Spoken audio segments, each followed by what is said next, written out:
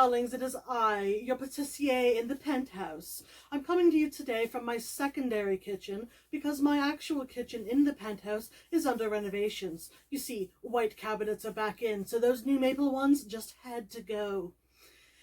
Now, while things are being fixed up there, I'm using my tiny secondary kitchen, but no worries, I'm sure we can make things work. Now, to get started, today's video was inspired because my darling sister sent me the most adorable new little pan. I don't know if you've seen this shape recently. It's become very popular. It's this beautiful, elegant little swirl. It's like the top of a cupcake. It's just precious. So we're going to be working with these new, beautiful swirl cake shapes. Now, before I start, I do want to make sure that we lubricate this pan very well because we want to make sure that in the end everything slides out easily. Now, I did just spritz that over the sink because I'm not a monster and I don't want to get grease all over the darn kitchen. So there, nice and well lubricated. Now let's talk ingredients. Here we have 4 ounces of finely chopped dark chocolate. Now you can use dark or bittersweet or semi-sweet here. What's really important is that your chocolate is prohibitively expensive and imported. Next we have half a cup of butter. Again, you want to make sure that it's organic from free-range cows and shop local. Next, some simple powdered sugar. I don't know where this came from and I don't care. We have 2 eggs, which I've added a half teaspoon of pure vanilla extract to. That's how you know I'm doing well. I can afford real vanilla. And here we have 2 egg yolks, which I had Jeeves separate for me before the show. Almost last but not least, 6 tablespoons of flour with just a pinch of kosher salt added, and our secret ingredient, which I suppose isn't a secret anymore, our delicious chocolate hazelnut spread. Now the first thing to do is to take your butter and your beautiful chopped expensive chocolate. There we are. You want to put them in a heat-proof bowl and just give them a minute in the microwave.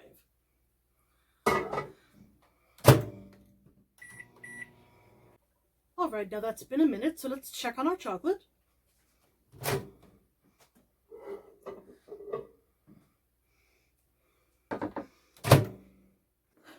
Now, as you can see, the chocolate is mostly melted, and if we give it a stir, it should come together smoothly.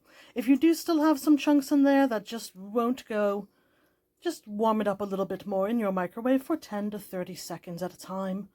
But it looks like we're just about clear there. Next, we want to add our powdered sugar. And whisk that in as well.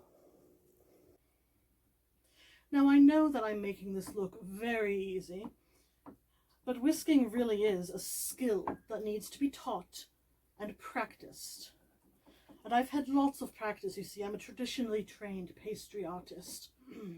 And I've worked in patisseries and boulangeries all over the world. So be warned, although it looks easy, it may be complex for the amateur. Once your ice and sugar is nicely mixed in, you can begin to add your eggs and your egg yolks. Be sure to keep it moving so that the hot chocolate mixture doesn't cause scrambled eggs. We don't want lumps in our final product. Above all, we want these delicious, elegant spiral cakes to go down smooth. Once your eggs and your yolks are mixed in, you'll notice the batter is starting to become rather thick. And we add our bit of flour. Again, I've added just a pinch of kosher salt. You can use a larger mixing bowl if you're concerned about spillage, but I have such delicate, precise technique that I'm not concerned.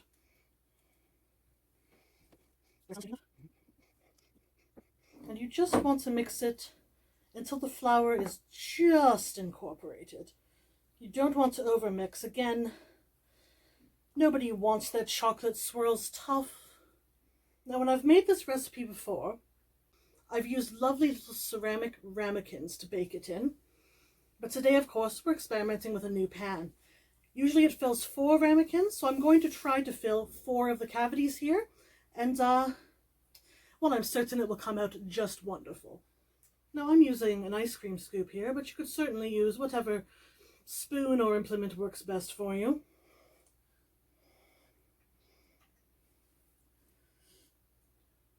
And I'm not filling them all the way just yet. You know, it does look like I'm going to be filling more than 4 of these. That's fine, we'll make it work. It always works.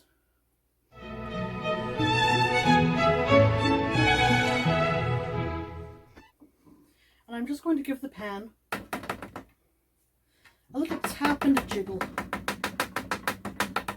We just want to be certain that the batter has settled into every little crease and crevice of our swirls. Now, this step is optional. You could leave out a filling, you could just make these lava cakes as is, but we're going for decadent here, darling, so why not go all the way? Each of these scoops is roughly 2 teaspoons, and we're just going to deposit one right in the center, making sure that it is surrounded by batter on all sides. Nobody wants a leaky chocolate swirl.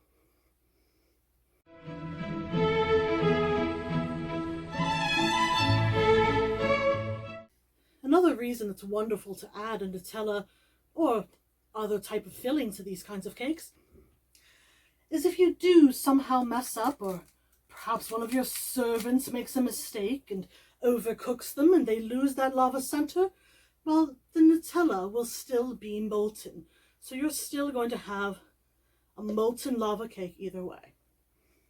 Now, each lovely chocolate swirl cavity has most of its batter and its Nutella filling, and we're just going to finish topping up the batter right to the top rim and making sure the Nutella is completely enveloped.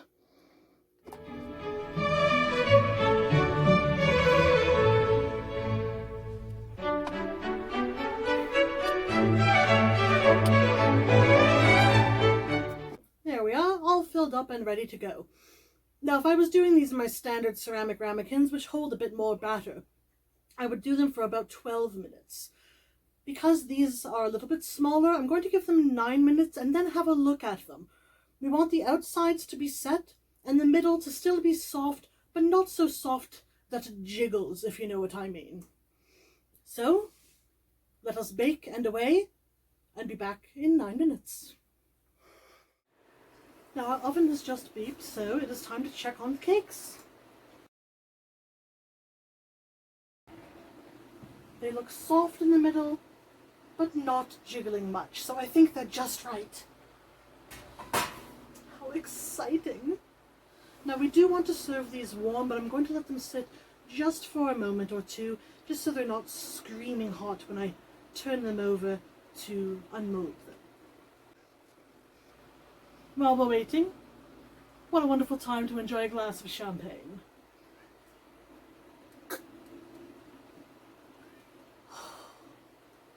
And I do mean real champagne, darlings. None of that sparkling wine cheapo stuff.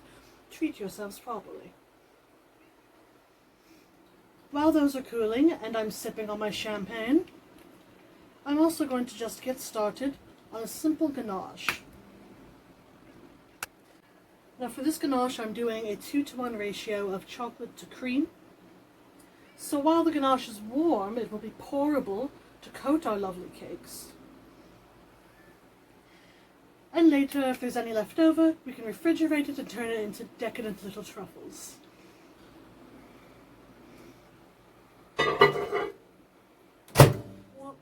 We just want to warm our cream until it is hot. It doesn't have to be boiling. Pour that over our chopped dark chocolate, and then stir until smooth. 2 ounces of cream, 30 seconds in the microwave, hot and steamy.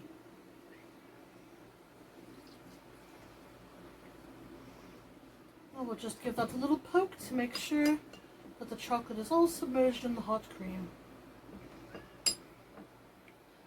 And we'll simply let that sit while we unmold our cakes. A little liquid courage first.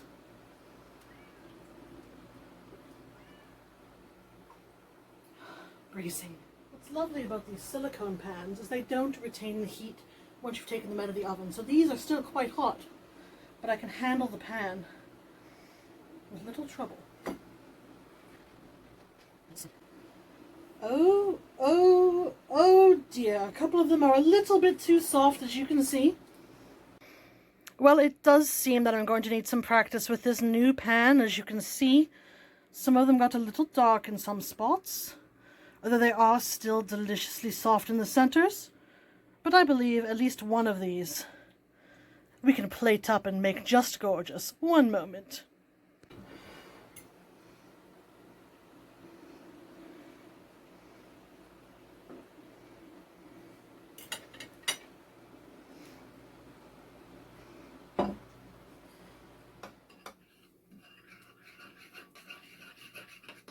So, we do have one that turned out quite nice, a lovely little spiral. And of course the inside is still liquidy, steaming hot chocolate goodness. So I'm just going to simply spoon over a bit of our lovely, shining dark chocolate ganache. Oh, isn't that lovely? And to truly bring it up to not only flavorful but visual decadence, golden sprinkles. Oh, can't you just imagine the flavors and the textures? Let's have a quick look on the inside.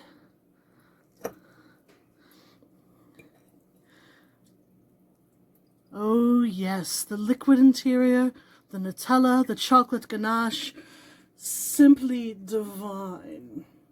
Now this is a very, very rich treat, so I do suggest, if you're serving it to guests, to have a little bit of ice cream on the side, or something else to help cut through the richness. Or one could simply indulge and have a lovely time with a molten lava cake and a glass of champagne. Thank you ever so much for meeting me today in my secondary kitchen. I have been Tamara Jones, your patissiere in the Penthouse. Adieu.